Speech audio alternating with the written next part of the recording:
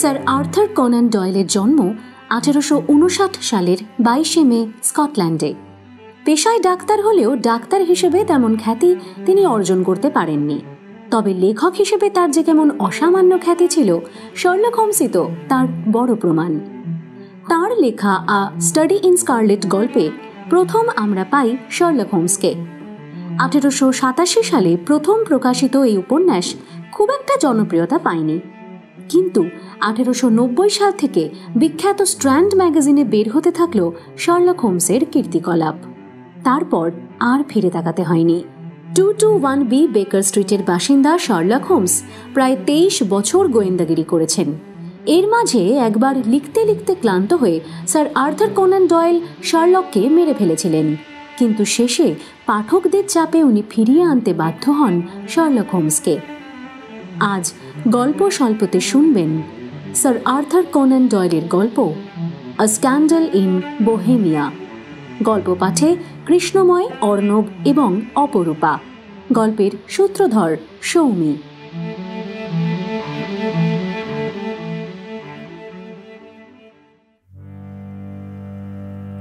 Sherlock হোমসের চোখে এসেছিল the woman.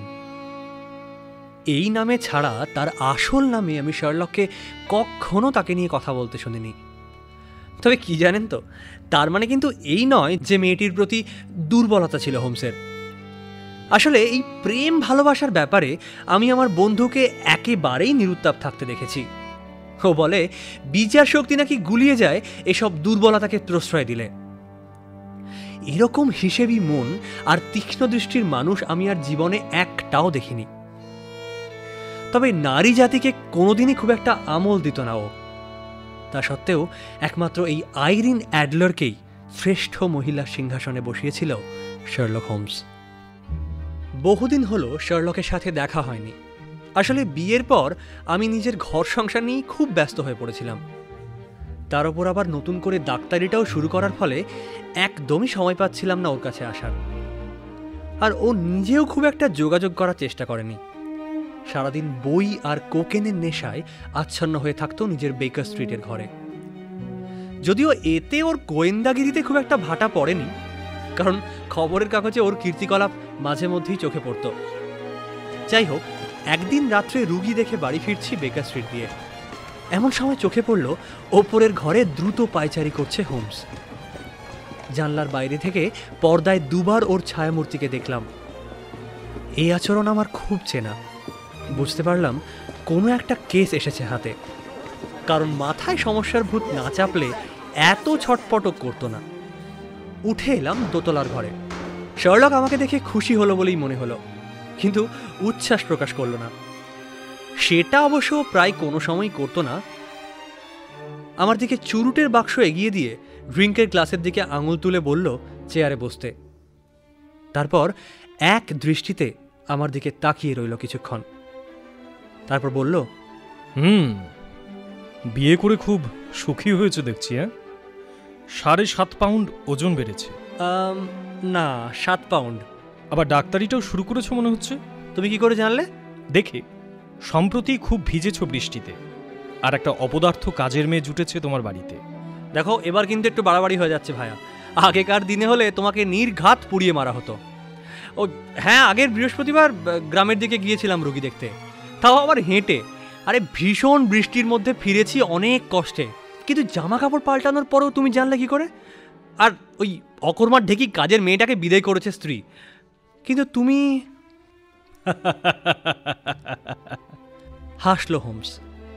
তারপর বলল, তুমি যখন ঢুকলে তখনই খেয়াল করলাম তোমার বাঁ পায়ের জুতোয় পাশাপাশি দুটো আঁচড় পড়েছে। জুতোয় লেগে থাকা কাদা এমন কেউ তুলতে গিয়েছিল যে অকর্মণ্য, সুতরাং বর্ষার দিনে বেরিয়ে কাদা লাগিয়েছ এবং তোমার বাড়ির ঝি ওটা সাফ করতে গিয়ে দাগ করে দিয়েছে। আর ওই ডাক্তারির ব্যাপারটা? তোমার গা থেকে আয়োডোফর্মের গন্ধ বেরোচ্ছে ভায়া। ডান হাতের বুড়ো আঙুলে সিলভার নাইট্রেটের কালচে দাগ, আর তোমার স্টেথোস্কোপের একটা অংশ তোমার কোটের ভেতর থেকে উঁকি দিচ্ছে। কাজেই ইস, এত সহজ করে তুমি বোঝাও, মনে হয় এ আর এমন কি, আমার নিজেরই বোঝা উচিত ছিল। আসলে কি বলতো ভায়া, তুমি দেখো কিন্তু অবজার্ভ করো না। তোমার সাথে আমার তফাৎ এখানেই। যেমন ধরো, বহুদিন তুমি আমার সাথে কাটিয়েছো এই বেকার স্ট্রিটে। বলো তো, নিচ থেকে আমাদের এই দোতলার ঘরে আসতে কটা সিঁড়ি পেরোতে হয়? এই খেয়েছে কটা সিঁড়ি? আরে ওই যে এটা তা মানে কখনো গোনা হয়নি আসলে। তাহলে দেখলে তো, অন্তত কয়েকশোবার যাতায়াত করেছো তুমি এই সিঁড়ি দিয়ে, তাও কখনো কিন্তু খেয়াল করে এটা দেখোনি। আরে মানে কখনো দরকার হয়নি আসলে, মানে সেভাবে, ওই জন্যে দেখার অবকাশ হয়নি বলো, তাই তো? হ্যাঁ, মানে ওই আর কি। And that's exactly my point. 17টা সিঁড়ি রয়েছে, আজ নামার সময় একবার গুনে নিও।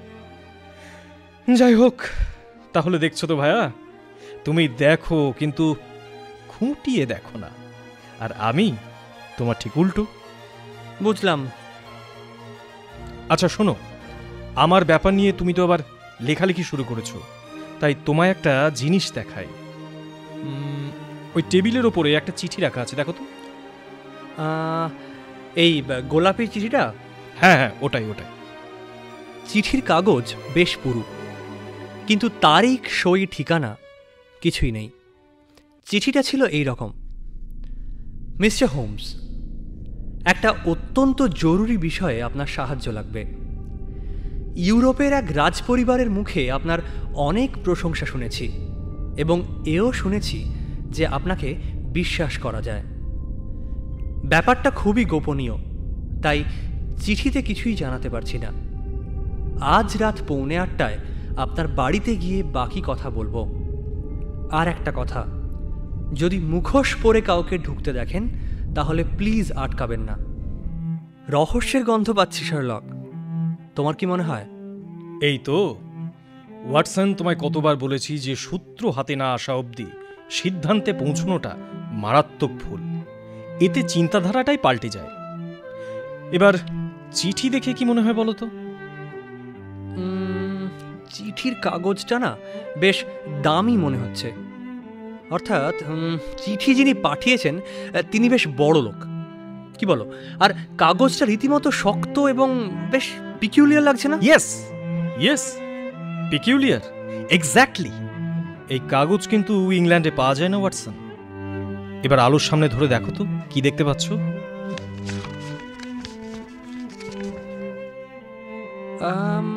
ওয়াটারমার্ক রয়েছে একটা, একটা জি, তার পাশে ই, আর একটা পি, এবং জি এর সাথে আবার টি। কি বুঝলে? পেপার যে বানিয়েছে তার নাম কি? যে নয় ওয়াটসন, বলো যারা। যে কোনো একজন কারিগরের পক্ষে এরকম কাগজ বানানো কিন্তু সম্ভব নয়। এটা একটা কোম্পানি বানিয়েছে, আর কাগজে জি আর টি একসাথে থাকলেই জানবে গেসেলশাফট। এটি একটি জার্মান শব্দ, এর অর্থ কোম্পানি। আমরা যেমন কোম্পানিকে শর্টে CO ডট লিখি, ওরা লিখে GT ডট। আর পি মানে পেপার, তাহলে বাকি থাকলো ই আর জি। দাঁড়াও, কন্টিনেন্টাল গেজেটিয়ারটা একবার নামিয়ে দেখি। বলেই তাক থেকে বাদামি রঙের একটা মোটা বই নামিয়ে আনলো শার্লক। তারপর কিছুক্ষণ পাতা উল্টানোর পর বলল, এই তো পেয়েছি। এগ্রিয়া কাগজ ম্যানুফ্যাকচারিং কোম্পানি, বোহেমিয়ার কারখানা। ওখানকার ভাষা জার্মান। কাঁচ আর কাগজ কারখানার জন্য বিখ্যাত। কি বুঝছো ডাক্তার? বুঝলাম, কাগজটা তৈরি হয়েছে তাহলে বোহেমিয়াতে, এবং পত্রলেখক একজন জার্মান, এবং তিনি এমন একটা গুরুত্বপূর্ণ এবং গোপন ব্যাপার নিয়ে কথা বলতে চান, যার জন্য তাকে মুখোশ পরে আসতে হচ্ছে। সমস্যা গভীরেই মনে হচ্ছে ওয়াটসন। এবং যদি খুব ভুল আমি না করি, বাইরে গাড়ির আওয়াজ পাচ্ছি। মনে হচ্ছে ভদ্রলোক বোধহয় এসে পড়েছেন।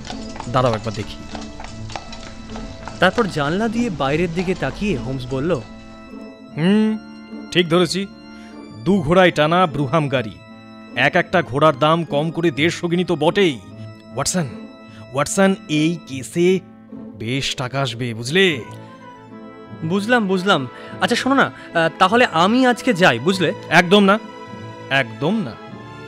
কেসটা ইন্টারেস্টিং লাগছে। না থাকলে কিন্তু পরে আফসোস করতে হবে ভাইয়া। সিঁড়িতে বেশ ভারী পায়ের শব্দ পাওয়া গেল, আর তারপরেই দরজায় টোকা। ভেতরে আসুন। ঘরে যিনি ঢুকলেন তিনি কম করেও প্রায় 6.5 ফুট লম্বা হবেন। শরীরের গড়ন হারকিউলিসের মতন। পোশাক অসম্ভব দামি, সেটা দেখলেই বোঝা যায়। মাথায় হ্যাট আর অর্ধেকটা মুখ মুখোশে ঢাকা। একটা হাত দিয়ে মুখোশটা ধরে আছে, আর এইমাত্র ঘরে ঢোকার আগেই মুখোশটা সেট করলেন বোঝা গেল। মুখের যেটুকু অংশ দেখা যাচ্ছে তা থেকেও যেন একটা প্রখর ব্যক্তিত্ব ঠিকরে বেরোচ্ছে। আমার চিঠি পেয়েছেন?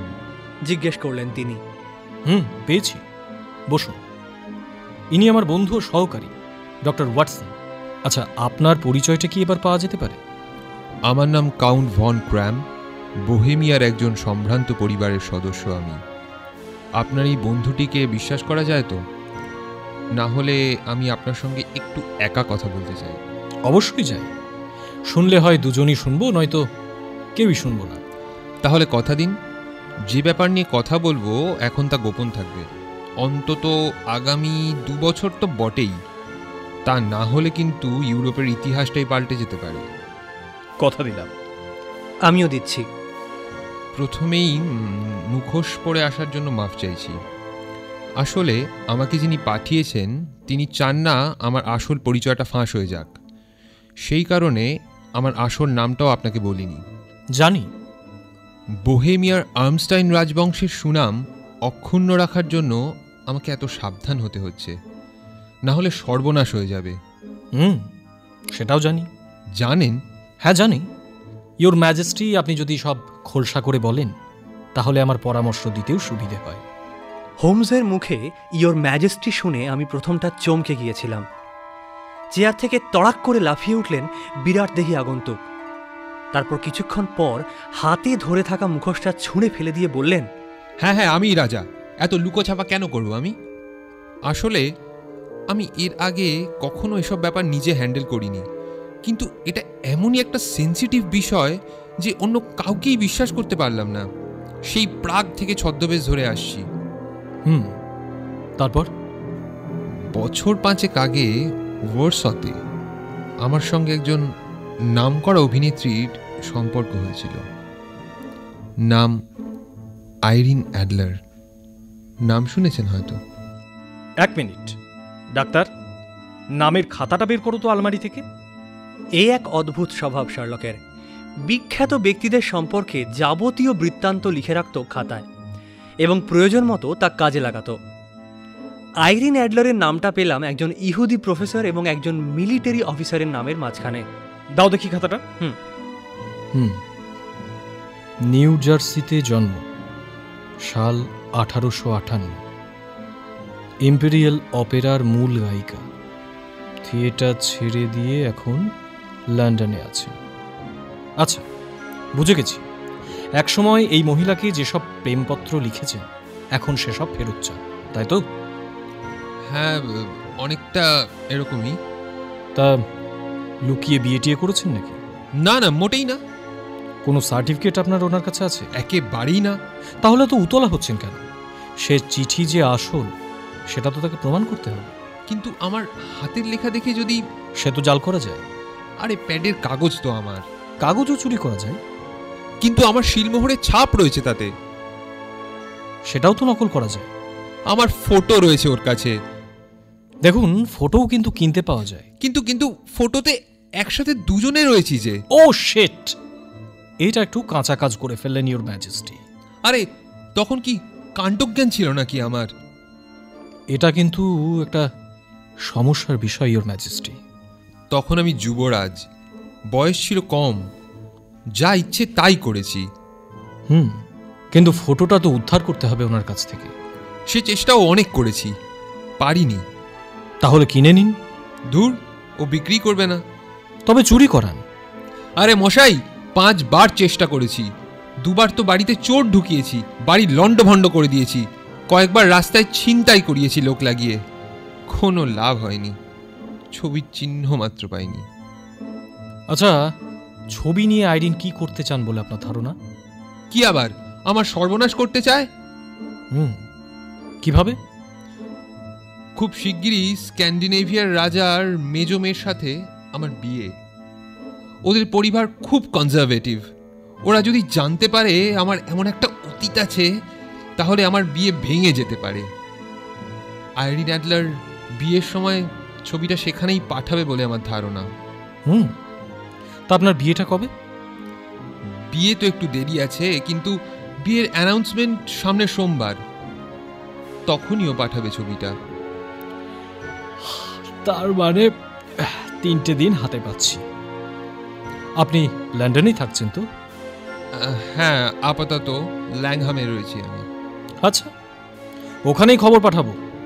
আর ইওর ম্যাজেস্টি, দেনা পাওনার ব্যাপারটা যদি একটু কথা বলে নেওয়া যায়। আরে যা চাইবেন তাই দেব, রাজ্যের একটা অংশও দিয়ে দিতে পারি, কিন্তু ফটোটা প্লিজ উদ্ধার করুন। হয়ে যাবে, কিন্তু এখনকার মতো খরচপাতির জন্য যদি কিছু। ও হ্যাঁ হ্যাঁ, নিশ্চয়ই নিশ্চয়ই। বলেই পকেট থেকে একটা চামড়ার ব্যাগ বার করে টেবিলে রাখলেন মহারাজ। এতে ওই 300 মোহর আর 700 পাউন্ডের কয়েকটা নোট রয়েছে, এতে হয়ে যাবে তো? অবশ্যই। আচ্ছা, আপনি রিসিপ্টটা একটু নিয়ে যান, আর আইরিন অ্যাডলারের ঠিকানাটা একটু বলে যান। আচ্ছা, লিখে নিন। Briony Lodge, Serpentine Avenue, Saint John's Wood. Okay, thank you your majesty. আচ্ছা, ছবিটা কি বাঁধানো? হ্যাঁ হ্যাঁ, বাঁধানো। Okay, good night your majesty. আশা করছি খুব শিগগিরই আপনাকে একটা সুখবর দিতে পারবো। Thank you, good night. তারপর দরজা বন্ধ করে আমার দিকে ফিরে শার্লক বলল, ওয়াটসন, আজ আর তোমাকে আটকাবো না। কাল যদি সম্ভব হয় তাহলে বিকেল 3টে নাগাদ একবার চলে এসো, ওকে? এই কেসটা নিয়ে তোমার সঙ্গে একটু আলোচনা করতে হবে। বেশ, কাল দেখা হচ্ছে।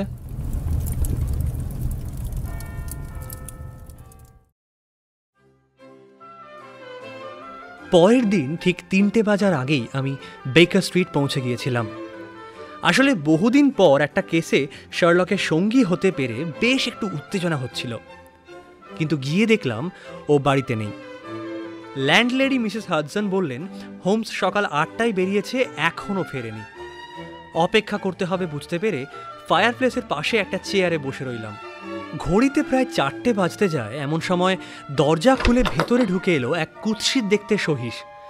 গায়ে নোংরা পোশাক, মুখে দাড়ি গোঁফ, চোখ লাল, যেন মনে হলো মদ খেয়ে একেবারে চুর হয়ে রয়েছে। বিশ্বাস করুন, আমার বন্ধুর অসাধারণ ছদ্মবেশ ধরার ক্ষমতা সম্পর্কে ওয়াকিবহাল থাকা সত্ত্বেও চিনতে পারিনি ওকে। 3-3বার ভালো করে দেখার পর চিনতে পারলাম বহুরূপী শার্লক হোমসকে।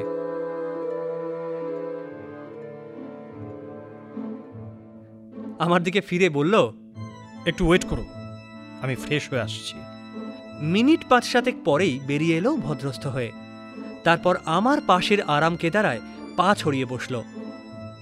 আমি জিজ্ঞেস করতে যাচ্ছিলাম কোথায় গিয়েছিল সারাদিন, তার আগেই দেখি হোমস ফিক করে হেসে ফেলল। তারপর কিছুক্ষণ সিরিয়াস হওয়ার চেষ্টা করতে গিয়েও পারল না, আবার হাসতে লাগলো জোরে জোরে।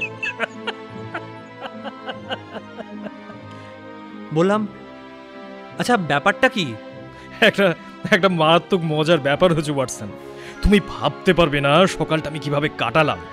ওই আইরিন অ্যাডলারের বাড়ি পাহারা দিচ্ছিলে নাকি? আরে হ্যাঁ হ্যাঁ, সকালবেলা সহিসের ছদ্মবেশে বেরিয়েছি প্রায় ধরো 8টা নাগাদ।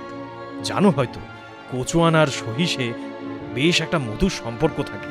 দুজনেরই ঘোড়া নিয়ে কারবার কিনা। আর ব্রায়োনি লজ একটা দোতলা বাড়ি, রাস্তার ধারেই বলতে পারো। পেছনে বাগান রয়েছে, তার ডান দিকে আবার বসবার ঘর, আর ঘরে বড় বড় জানালা, প্রায় ফ্লোর অব্দি বড়। বাগানের প্রাচীর বরাবর নোংরা গলি ঢুকেছে ভেতরে, আর সেখানে একটা আস্তা বলে কোচোয়ানরা ঘোড়া দলাই মলাই করছে। আমিও গিয়ে হাত লাগালাম, আর তার বিনিময়ে কি পেলাম জানো? কি? 2 পেনি আর 8 বোতল মদ, 2 ছিলিম তামাক, আর আইরিন অ্যাডলার সম্পর্কে অনেক খবর। মহিলা এমনি নির্ঝঞ্ঝাট, সাথে মাঝে থাকেন না, তবে অসম্ভব সুন্দরী নাকি। ভোরে বেড়াতে যাওয়ার, কনসার্টে যাওয়া ছাড়া খুব একটা বাড়ি থেকে বেরোন না। বিকেল 5টায় বেরোন এবং ঠিক সন্ধ্যে 7টায় বাড়ি ফেরেন। সময়ের খুব একটা নড়চড় হয় না, একটা ভদ্রলোক প্রায় কিন্তু আসেন ওনার কাছে। প্রায় মানে প্রায়, বুঝতে পারছো নিশ্চয়ই। হ্যাঁ হ্যাঁ। বেশ লম্বা চওড়া, হ্যান্ডসাম দেখতে। নাম গডফ্রে নর্টন, পেশায় উকিল। কি করব ভাবছি জানো, এমন সময় একটা গাড়ি এসে থামলো বাড়ির কাছে। লাফিয়ে নামলেন একজন ভদ্রলোক। চেহারা দেখেই বুঝলাম ইনি গডফ্রে নর্টন। খুব ব্যস্ত সমস্তভাবে কোচওয়ানকে গাড়ি নিয়ে দাঁড়িয়ে থাকতে বলে খুব দ্রুত ঢুকে গেলেন বাড়ির ভেতর, মানে আইরিন অ্যাডলারের বাড়ির ভেতর। এই ওয়াটসন, তোমায় খুব বোর করছি তাই না? আসলে তুমি ছাড়াই সব কথা শোনানোর তো আমার কেউ নেই, তাই আর কি। উফ, ন্যাকামো করো না তো। তারপর কি হলো সেটা বলো। হ্যাঁ শোনো, তাই গডফ্রে নর্টন প্রায় আধ ঘন্টা খানিক ছিল বাড়ির ভেতর। জানলা দিয়ে উঁকি দিয়ে দেখলাম হন হন করে পায়চারি করছেন আর হাত পা নেড়ে উত্তেজিতভাবে কথা বলছেন। আইরিন অ্যাডলারকে কিন্তু দেখতে পেলাম না।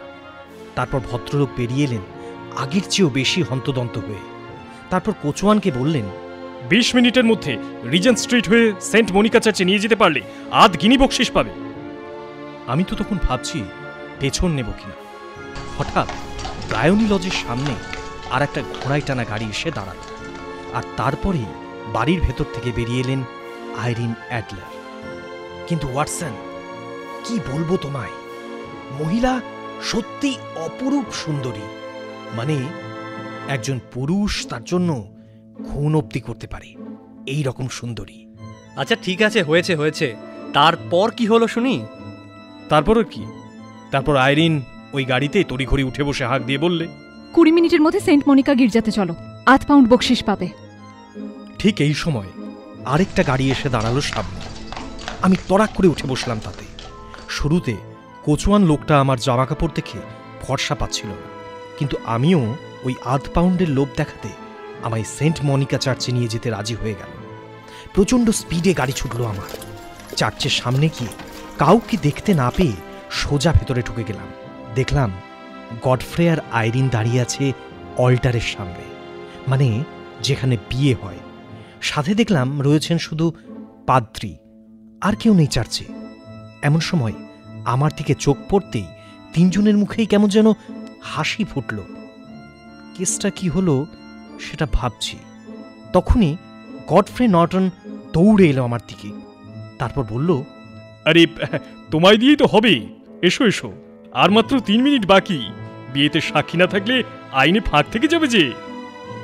ভাবতে পারো ওয়াটসন, গডফ্রে নর্টন আর আইরিন অ্যাডলারের বিয়ে হয়ে গেল আজ, আর আমি হলাম কিনা সাক্ষী। এই কারণে এত হাসি পাচ্ছিল আমার। হ্যাঁ, ব্যাপারটা খুবই অদ্ভুত, তাতে সন্দেহ নেই। আচ্ছা তারপর কি হলো? তারপর যেটা ঘটল তাতে আমিও খুব অবাক হলাম জানো। আমি ভাবলাম বিয়ে যখন হয়ে গেছে তখন হয়তো বর কনে একসাথে ফিরবে। দেখলাম সেটা কিন্তু হলো না। আইরিন এবং গডফ্রে আলাদা গাড়ি করে যে যার বাড়ি চলে গেল। তারপর আমিও ফিরে এলাম অন্যান্য কাজের তোড়জোড় করতে। অন্যান্য কাজ? কি কাজ? কিসের তোড়জোড়? আরে বাবা, খেয়ে নিয়ে বলবো। উফ, খুব খিদে পেয়েছে, সকাল থেকে পেটে কিছু পড়েনি। তবে বিকেলে তোমাকে কিন্তু দরকার। আরে আমি তো থাকছি ভাইয়া, শুধু কি করতে হবে আমায় বলো। কাজটা কিন্তু বেআইনি, ধরা পড়লে জেল হাজত পর্যন্ত হতে পারে ওয়াটসন। উদ্দেশ্য যদি মহৎ হয় তবে কিসের এত ভয়? ও হ্যাঁ, উদ্দেশ্য মহৎ তো বটেই। Then I am your man boss. ঠিক কি করতে চাইছো একটু বলবে? এখন বাজে 5টা। ঠিক 7টা নাগাদ আমরা ব্রায়োনি লজে পৌঁছব। আইরিন অ্যাডলার তখন কনসার্ট থেকে ফিরবেন। তারপরের ব্যাপার আমার ওপর ছেড়ে দাও, আমি ভেতরে যাব। তবে একটা কথা ডাক্তার, কি? যত এমার্জেন্সি মনে হোক তুমি কিন্তু ইন্টারফেয়ার করবে না। যাই হোক না কেন, তোমার কাজ তুমি করবে। আরে কাজটা তো কি সেটা তো বলো। আমি যখন ভেতরে গিয়ে বসবার ঘরে যাব তখন বাইরের ঘরের ওই জানালার কাছে দাঁড়িয়ে থাকবে তুমি, আর হাতে রাখবে এই জিনিসটা। বলে একটা মোটা চুরুট জাতীয় জিনিস আমার হাতে দিল শার্লক। এটা কি? এটা একটা ছোট্ট স্মোক বম্ব। ছুড়ে দিলেই নিজে থেকেই জ্বলে উঠবে। তুমি জানালা দিয়ে আমার উপর নজর রেখো, আমি হাত নাড়ালেই ওই স্মোক বম্বটা ছুড়ে দেবে ঘরের ভেতরে, তারপর একটু ধোঁয়া হলেই চিৎকার করবে আগুন আগুন বলে। তোমার আওয়াজে ভিড় জমে গেলেই তুমি ওখান থেকে সরে রাস্তার ওপারে গিয়ে দাঁড়াবে। আমি 10 মিনিট বাদে তোমায় জয়েন করব। বুঝতে পারলে সবটা? Very clearly. এইবার আমার ছদ্মবেশের পালা, একটু ওয়েট করো, আসছি। শোবার ঘরে ঢোকার মিনিট 10 পর যে বেরিয়ে এলো তাকে একেবারেই শার্লক হোমস মনে হচ্ছে না। পাদ্রির ছদ্মবেশটা এত নিখুঁত হয়েছে যে কারুর চিনতে পারার জো নেই। মাঝে মাঝে মনে হয় থিয়েটার জগৎ একজন অসাধারণ প্রতিভাবান অভিনেতাকে হারিয়েছে এবং বিজ্ঞান হারিয়েছে একজন চুলচেরা বিশ্লেষককে। বেকার স্ট্রিট থেকে আমরা যখন বেরোলাম তখন প্রায় 6:15 বাজে। সন্ধ্যার অন্ধকার ঘনিয়ে আসায় রাস্তায় ল্যাম্পপোস্টের আলো দেখলাম জ্বলে উঠেছে। ব্রায়নি লজ থেকে একটু দূরেই আমরা অপেক্ষা করছিলাম। শার্লক বলল, ওয়াটসন, আইরিন আর নর্টনের বিয়েটা হয়ে যাওয়াতে একটা সুবিধে হয়েছে আমাদের। কি সুবিধে? আইরিন আর কখনোই চাইবে না যে ছবিটা গডফ্রেড হাতে পড়ুক। তাহলে ছবিটা কোথায় রেখেছে বলে তোমার মনে হয়? সঙ্গে যে রাখেনি সে ব্যাপারে সন্দেহ নেই আমার, কারণ মহারাজের লোকজন কয়েকবার ছিনতাইয়ের চেষ্টাও করেছেন ওনাকে। আর তাছাড়া বাঁধানো বড় ছবি সঙ্গে নিয়ে ঘোরাও বেশ অসুবিধের। তাহলে ব্যাংকেও রাখেনি আশা করি, কারণ ছবিটা কিছুদিনের মধ্যেই দরকার হবে বিয়ে ভাঙার জন্য। আর তাছাড়া মেয়েরা নর্মালি খুব সিক্রেটিভ হয়, নিজের খুব প্রিয় জিনিস অন্য জায়গাতে রাখতে পারে না বিশ্বাস করে। কাজেই ধরে নিচ্ছি ছবিটা এ বাড়িতেই কোথাও রয়েছে। কিন্তু বাড়ি তো দুবার খানা তল্লাশি করেও কিচ্ছু পায়নি মহারাজের লোক। ধুর, ওই ইডিয়েটগুলো খুঁজতে জানে নাকি? তা তুমি খুঁজবে কিভাবে? আমি খুঁজবই না। তাহলে উনি নিজেই আমাকে দেখিয়ে দেবেন। মানে? আরে নেশা টেশা করেছো নাকি? আরে দেখোই না আমি কি করি। ওই যে গাড়ি এসে গেছে। মোড়ের মাথায় গাড়ির আলো চোখে পড়ল। গাড়ি বাড়ির কাছে এসে দাঁড়ানোর পর কয়েকটা অদ্ভুত ঘটনা ঘটল। প্রথমেই রাস্তার কোণে শুয়ে থাকা একটা লোক বকশিস পাওয়ার আশায় আইরিন অ্যাডলারের গাড়ির দরজা খুলে দিতে গেল। এরপর আরও একজন ছুটে এসে ওকে ধাক্কা দিয়ে সরিয়ে দিয়ে গাড়ির দরজা খুলতে গেল। তারপরেই উদয় হলো আরো 3-4টে একই ধরনের লোক। আরে সরো সরো, যেতে দাও আমায়। নোংরা জামা কাপড় পরা মাতাল গোছে লোকগুলোর মধ্যে হঠাৎ গোলমাল বাঁধলো কে নাকি? আইরিনকে যেতে নামাতে দাও। সাহায্য করবে সেটা নিয়ে। ব্যাপারটা প্রায় হাতাহাতির পর্যায়ে চলে গেল। কি করছো তোমরা? যেতে দাও আমায়। এমন সময় শার্লককে দেখলাম আইরিন অ্যাডলারকে বাঁচাতে এগিয়ে গেল, কিন্তু তক্ষুনি কারো হাতে মার খেয়ে উল্টে পড়ল রাস্তায়। রক্তে ভরে গেল শার্লকের কপাল।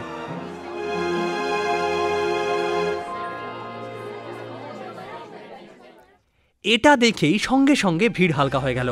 কে যেন বলল, এই পুলিশ আসবে, পালা এখান থেকে পালা। অন্যদিক থেকে কয়েকজন রাস্তার লোক জমে গেল জখম পাদ্রীরূপী হোমসের চারপাশে। আইরিন অ্যাডলার তখন সবে মাত্র গাড়ি থেকে বেরোতে পেরেছেন। ভিড় থেকে কেউ একটা জিজ্ঞেস করলো, চোটটা কি খুব মারাত্মক? কেউ একটা উত্তর দিল, না না, এখনো মরেনি, তবে হাসপাতাল অবধি যাবে কিনা সন্দেহ আছে। আরেকজন বলল, ভেতরে নিয়ে যাব? আইরিন বলল, অবশ্যই, উনি না থাকলে আজ আমার সব জিনিস ছিনতাই হয়ে যেত। ভেতরে নিয়ে এসো, বসবার ঘরে একটা সোফা আছে, ওখানে শুইয়ে দাও। ধরাধরি করে শার্লককে শোয়ানো হলো সোফাতে। আমি গিয়ে দাঁড়ালাম জানলার বাইরে। দেখলাম আইরিন নিজে সেবা করছে শার্লকের, কিন্তু জানলার কাঁচ তখনও নামানো হয়নি। তারপর শার্লক সোজা হয়ে উঠে বসলো সোফাতে। তারপর শ্বাসকষ্ট হচ্ছে এরকম ভাব করে হাঁপাতে থাকলো। কাজ হলো তাতেই। বাড়ির একটি ঝি জানলার পর্দা সরিয়ে কাঁচ নামিয়ে দিল। মাঝে মাঝে একটু খারাপ লাগছে আইরিনের জন্য, বেচারি জানেও না যে এই পুরো ব্যাপারটাই প্ল্যান্ড। তারপরেই মনে হলো যেটা করছি সেটা হয়তো সকলের ভালোর জন্যই করছি। যাই হোক, এমন সময় শার্লক হাত তুলে ইঙ্গিত করতেই ছুঁড়ে দিলাম স্মোক বম্ব ঘরের ভেতর। তারপর চেঁচিয়ে উঠলাম, আগুন আগুন! মুহূর্তের মধ্যেই ধোঁয়ায় ভর্তি হয়ে উঠল গোটা ঘর, আর বাইরেও জড়ো হয়ে গেল অনেক লোক। তারপর সবাই একসাথে চিৎকার করতে লাগলো, আগুন আগুন বলে।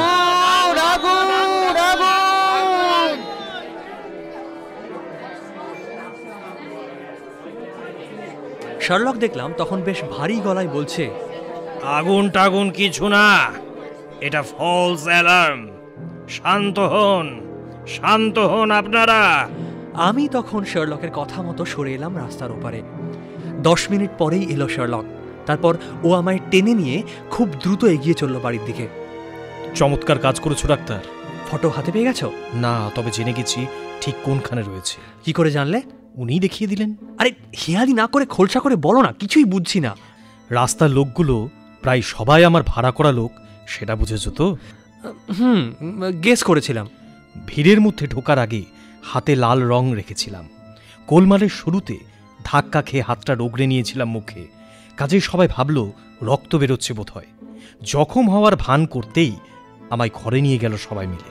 তবে হ্যাঁ, ছবিটা কোন ঘরে থাকবে সেটা আগে থেকে আমি জানতাম না, আর সেই কারণেই স্মোক বমটা ছুটতে বলেছিলাম তোমায়। জানো কিনা জানি না, বাড়িতে আগুন লাগলে মহিলারা আগে নিজেদের সবচেয়ে মূল্যবান জিনিসটা বাঁচাতে ছুটে যায়। এই তথ্যটাকে কাজে লাগিয়ে আমি আগেও অনেক কিছু হেল্প পেয়েছি। যেমন ধরো, বিবাহিত মহিলারা ছোটেন তার সন্তানকে বাঁচাতে, অবিবাহিতরা ছোটেন গয়নার বাক্সের দিকে বা অন্য কোনো মূল্যবান জিনিসের দিকে। আমার কাছে এটুকু পরিষ্কার ছিল যে ওই বাড়িতে ওই ছবিটার থেকে মূল্যবান আর কিছু ছিল না। যাই হোক, আইরিন ছুটলেন ঘণ্টার দড়ির পাশে একটা স্লাইডিং প্যানেলের দিকে। স্লাইডটা টেনে ছবিটা বের করে ফেলেছিলেন প্রায়। আমি তখনই আগুন লাগেনি বলতেই আবার সেটা রেখে দিলেন যথাস্থানে। তারপর বেরিয়ে গেলেন ঘর থেকে। আর কিন্তু আসেননি ওই ঘরে। আমি নানান অজুহাত দিয়ে বেরিয়ে এলাম ও বাড়ি থেকে। কিন্তু ওয়াটসন, এখন ব্যাপারটা হলো, আমি একবার ভাবলাম যে ছবিটা বের করে নেব, কিন্তু তারপরে ওই বাড়ির কচুয়ান এসে আমার দিকে এমন কটমট করে তাকালো যে আমি আর রিস্ক না নিয়ে চলে এলাম। তাহলে এবার কি করবে ভাবছো? না, আজ আর কিছু করার নেই ওয়াটসন। কাল সকাল 8টায় মহারাজকে নিয়ে যাব ছবিটা উদ্ধার করতে। উনি নিজে হাতে ছবিটা উদ্ধার করতে নিশ্চয়ই আগ্রহী হবেন। আর তুমিও চাইলে যেতে পারো। আমাদের বসবার ঘরে বসতে দিলেই ছবিটা আমরা বের করে নেব, তারপর বেরিয়ে চলে আসব। আইরিন দোতলা থেকে নেমে এসে কাউকে আর পাবেন না। দাঁড়াও দাঁড়াও, ইওর ম্যাজেস্টিকে একটা টেলিগ্রাম করে দিই। কথা বলতে বলতে আমরা প্রায় বেকার স্ট্রিটে চলে এসেছিলাম। দরজার সামনে দাঁড়িয়ে চাবিটা পকেটে খুঁজছিল শার্লক। হঠাৎ কানের কাছে কে যেন বলে গেল, good night mister Sherlock Holmes. রাস্তায় তখন লোকে লোকারণ্য। মনে হলো রোগা মতন একজন কমবয়সী যুবক বলে গেল কথাটা। তীক্ষ্ণ দৃষ্টিতে সেদিকে তাকিয়ে শার্লক বলল, ওয়াটসন, ওয়াটসন, খুব চেনা গলা, কিন্তু কিন্তু লোকটাকে সেটা মনে করতে পারছি না।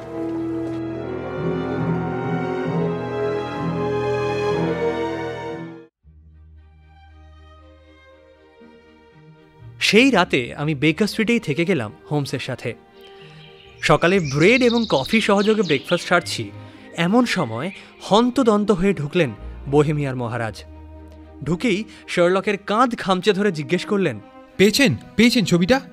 না, এখনো পাইনি। পাইনি মানে কি? পেয়ে যাবেন তো নিশ্চয়ই। তাহলে চলুন চলুন, আর দেরি কিসের? কিন্তু একটা গাড়ি লাগবে যে। আরে দূর মশাই, আমার গাড়ি গেটের বাইরে দাঁড়িয়ে রয়েছে, আসুন। ওহ, তাহলে তো ঝামেলায় আর নেই। আচ্ছা শুনুন, আইরিন অ্যাডলার এখন কিন্তু বিবাহিত। বলেন কি? কবে হলো এসব? গতকাল। কার সাথে? গডফ্রে নর্টন নামের একজন উকিলের সাথে। কিন্তু কিন্তু আইরিন তাকে ভালোবাসতে পারে না। ইয়োর ম্যাজেস্টি, আমি কিন্তু আশা করব যে উনি যেন তাকেই ভালোবাসেন। কেন কেন বলছেন আপনি এরকম? কারণ দেখুন, আইরিন যদি তাকে সত্যিই ভালোবাসেন, তাহলে আপনাকে ভালোবাসেন না বলেই আমাদের ধরে নিতে হবে। আর তাহলে আপনার কার সাথে বিয়ে হলো না হলো সেই ব্যাপারে আর আইরিন মাথা ঘামাবেন না। তা ঠিক। তবে কি জানেন, ও যদি আমায় বিয়েটা করত, কি ভালো রানী যে হতো। কথাটা বলেই ব্রায়নি লজ অবধি একেবারে মৌন হয়ে থাকলেন মহারাজ। ব্রায়নি লজের সামনে গিয়ে দেখি দরজা খোলা। একজন বয়স্ক মহিলা দরজার সামনে দাঁড়িয়ে আছেন। আমাদের দেখে তাচ্ছিল্যের হাসি হেসে বললেন, আপনি মিস্টার শার্লক হোমস তো? হ্যাঁ, আমি শার্লক হোমস। কেন? হ্যাঁ, দিদিমণি বলে গিয়েছিলেন যে আপনি আসতে পারেন। উনি ওর স্বামীর সাথে আজ সকালেই 5:15 ট্রেন ধরে চলে গেছেন। চলে গেছেন মানে? উনি কি ইংল্যান্ড ছেড়ে চলে গেছেন? হ্যাঁ, আর ফিরবেন না। কাগজপত্রগুলো আর আর আমার ছবিটা? মহারাজ এবারে একদম ভেঙে পড়লেন। ঝিকে ঠেলে সরিয়ে ঘরের ভেতর ঢুকে গেল হোমস। পেছন পেছন গেলাম আমরা। বসবার ঘরে গিয়ে দেখলাম একটা আসবাবও নেই। খুব তাড়াহুড়ো করে সব মালপত্র নিয়ে বেরিয়ে গেছে সবাই। ঘণ্টার দড়ির পাশের স্লাইডিং প্যানেলটা খুলে ভেতরে পাওয়া গেল একটা বাঁধানো ফটো আর একটা চিঠি।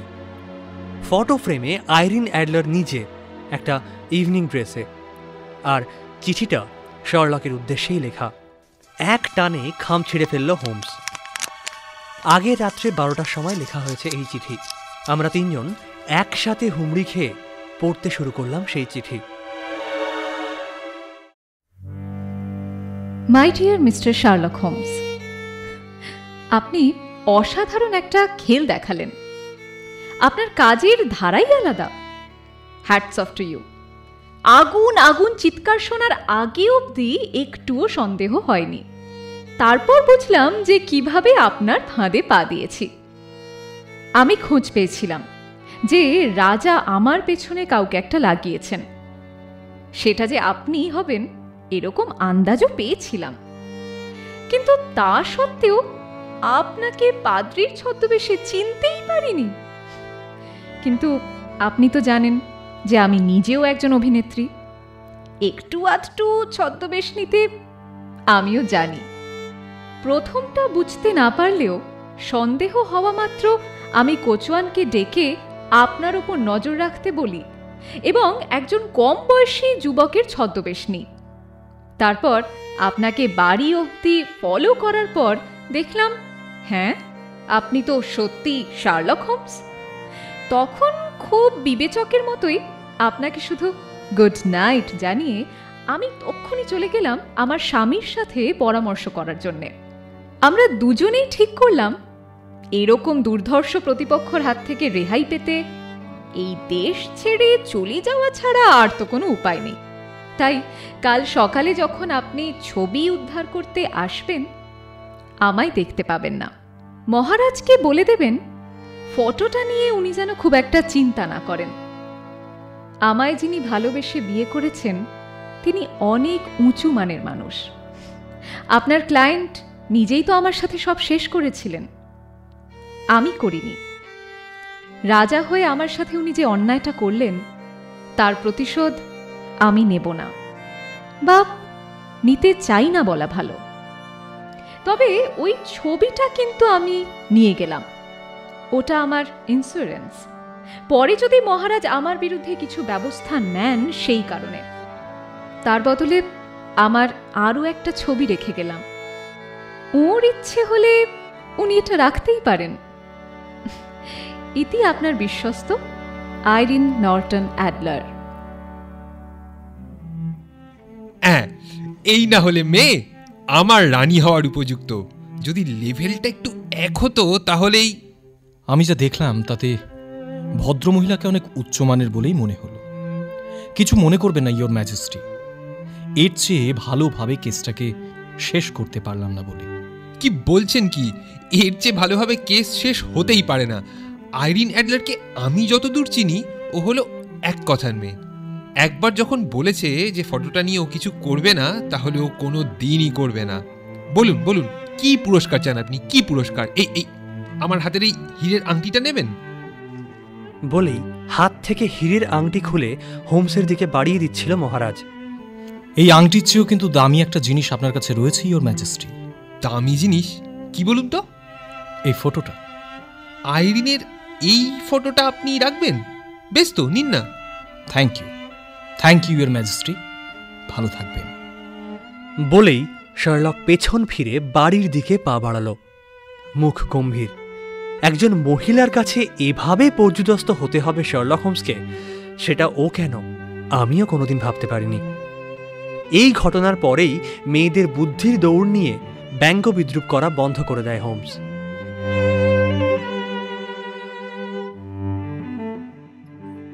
আজ গল্প স্বল্পতে শুনলেন স্যার আর্থার কনান ডয়েলের গল্প আ স্ক্যান্ডাল ইন বোহেমিয়া। ওয়াটসনের চরিত্রে অর্ণব, আইরিন অ্যাডলার এবং বাড়ির পরিচারিকা অপরূপা, শার্লক হোমস এবং গল্পের অন্যান্য পুরুষ চরিত্রে কৃষ্ণময়, গল্পের সূত্রধর সৌমি, সম্পাদনা ও আবহ অর্ণব, সমগ্র পরিকল্পনা ও পরিচালনা শুভদা।